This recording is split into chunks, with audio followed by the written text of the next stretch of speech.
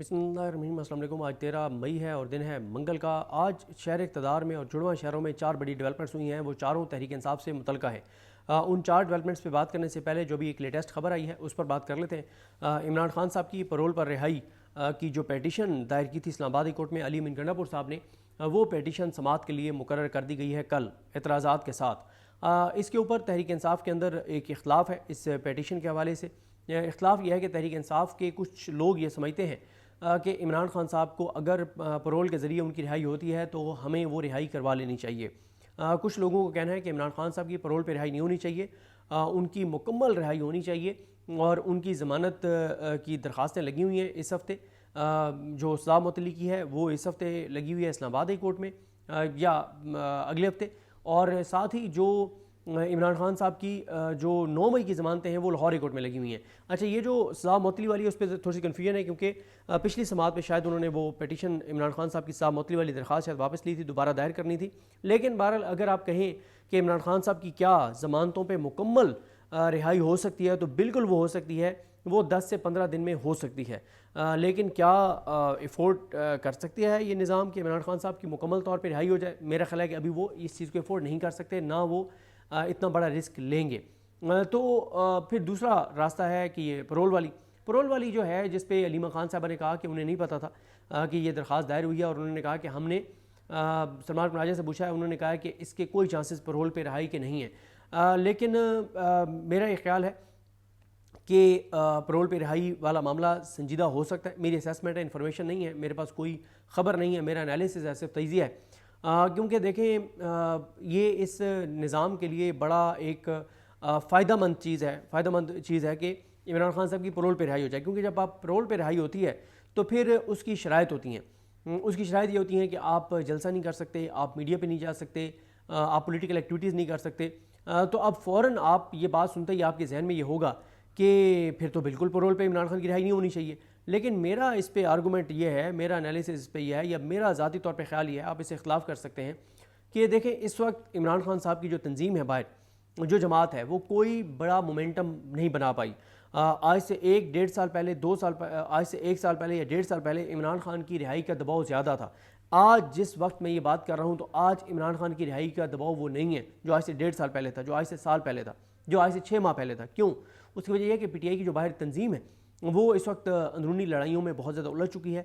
उनके पास इमरान खान की रिहाई के लिए तहरीक चलाने का कोई लाएमल नहीं है, कोई एजेंडा नहीं है, कोई रोड मैप नहीं है, कोई सख्ती नहीं है, कोई रोब नहीं है, कोई दबदबा नहीं है, कोई दबाव नहीं है। ईद के बाद आपने देखा कि 6 अप्रैल से जलसे ये कन्वेंशन शुरू हुए थे और मुराद सईद भी बहुत एक्टिव हुए थे, जुनैद अकबर भी बड़े एक्टिव हुए थे। कहाँ हैं आज वो कन्वेंशंस? कहाँ हैं आज वो रैलियाँ? कहाँ है वो जो तहरीक इंसाफ कहती थी कि ईद के बाद हम सड़कें गर्म कर देंगे? कहाँ है वो इनका प्लान? कहीं पे नहीं है। लिहाजा इस सारी सूरत हाल में इमरान खान साहब की रिहाई के लिए तहरीक इंसाफ की जो बाहर क़यादत है उसके पास कोई किसी तरह का लाएमल नहीं है, कोई उनके पास प्लान नहीं है।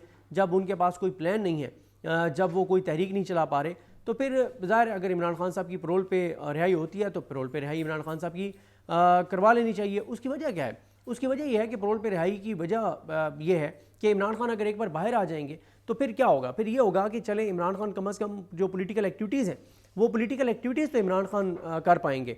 वो पॉलिटिकल एक्टिविटीज़ नहीं, तंजीम को मुनज़्ज़म करना, तंजीम को बेहतर बनाना। उसकी रीज़न ये है कि इस वक्त तो तहरीक इंसाफ की तंजीम बिल्कुल ख़त्म हो चुकी है। इस वक्त तहरीक इंसाफ की अंदरूनी लड़ाइयों ने तहरीक इंसाफ को ख़त्म कर दिया है।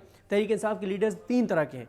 एक वो हैं जो कम्प्रोमाइज़ है, एक वो हैं जो बुज़दिल है, एक वो हैं जो नेकनियती से समझते हैं कि हमें टेम्परेचर को नीचे ला के बातचीत से इमरान खान को बाहर लाना चाहिए। लेकिन तीनों का आउटकम ये है कि तीनों के पास प्लान नहीं है इमरान खान को बाहर निकालने का, मज़ामत के ज़रिए, एहतजाजी तहरीक के ज़रिए।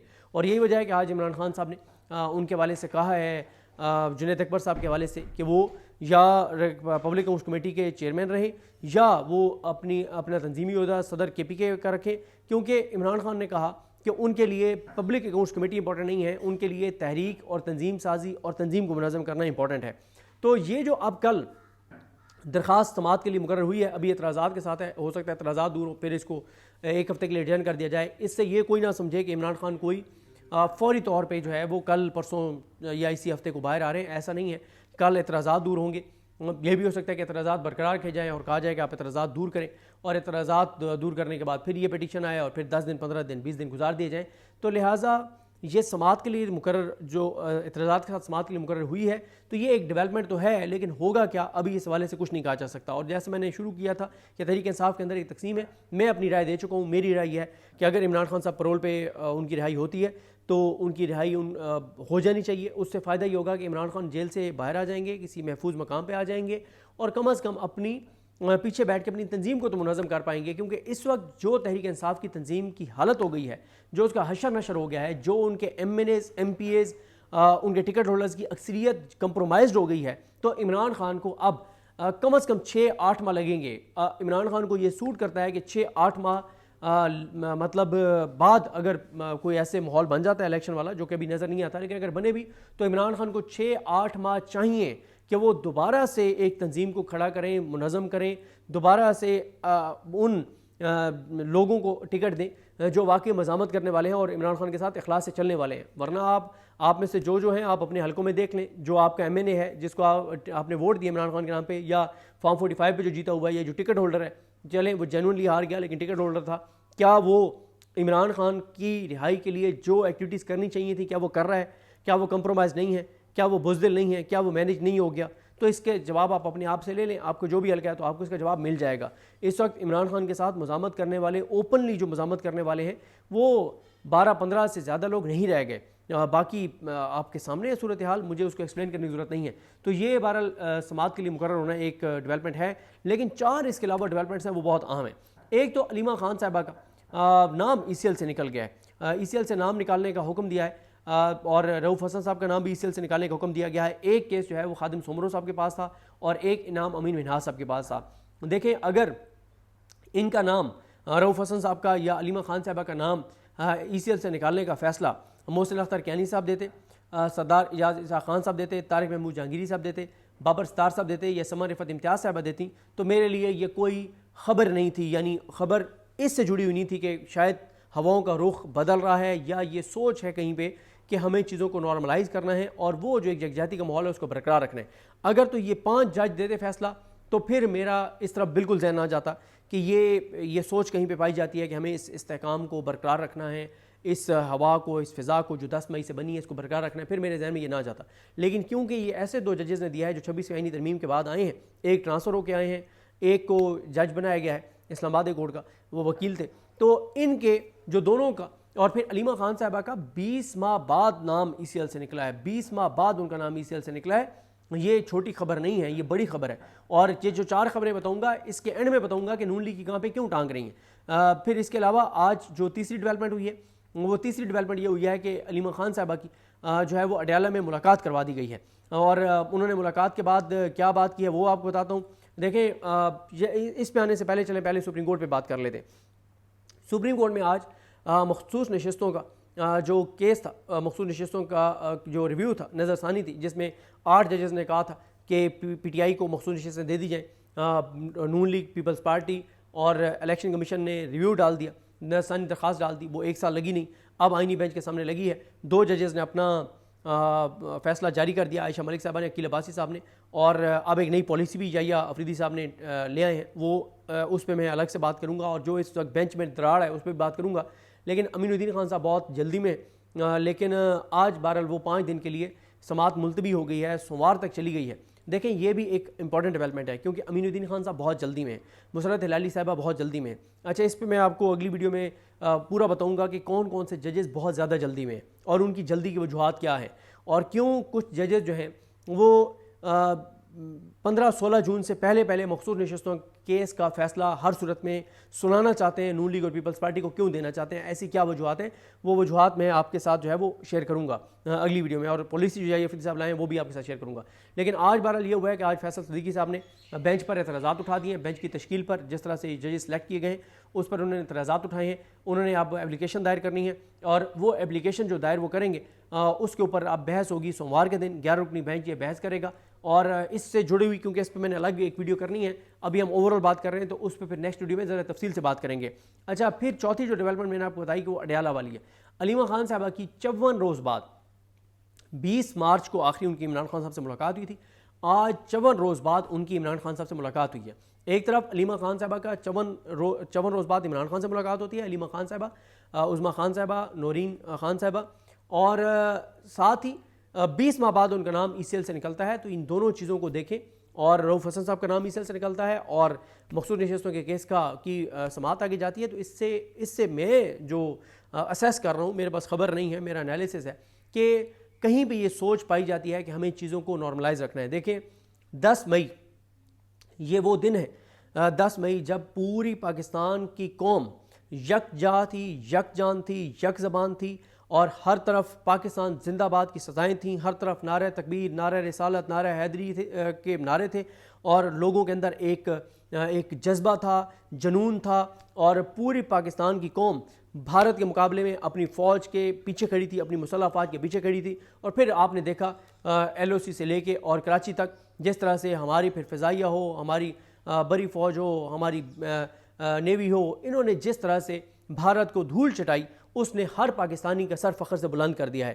آپ اگر مجھ سے پوچھیں, میں اکثر یہ بات کہتا ہوں کہ اگر لڑائی رہتی ہے پاکستان کے اندر, اگر پاکستان کے اندر لڑائی رہتی ہے اور عمران خان تحریک چلا دیتے ہیں اور سڑکوں گرم ہو جاتی ہیں اور تلخیاں بڑھ جاتی ہیں, نفرتیں بڑھ جاتی ہیں, حالات کشیدہ ہو جاتے ہیں, تو بطور ایک یوٹیوبر کے, بطور ایک رپورٹر کے, میرا تو اس میں ذاتی طور پہ میرا فائدہ ہے.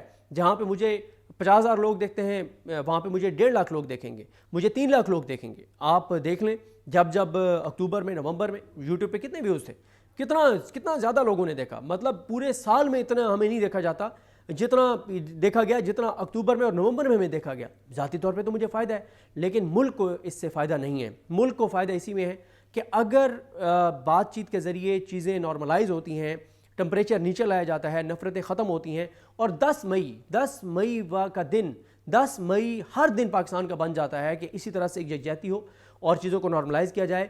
پاکستان کے لوگوں کے جو شکوے شکایتیں ہیں وہ جائز شکایتیں ہیں, اور ان کو سننا چاہیے, ان کو ایڈریس کرنا چاہیے, اور لوگوں کی جو مرضی اور منشا ہے اس کو دیکھنا چاہیے.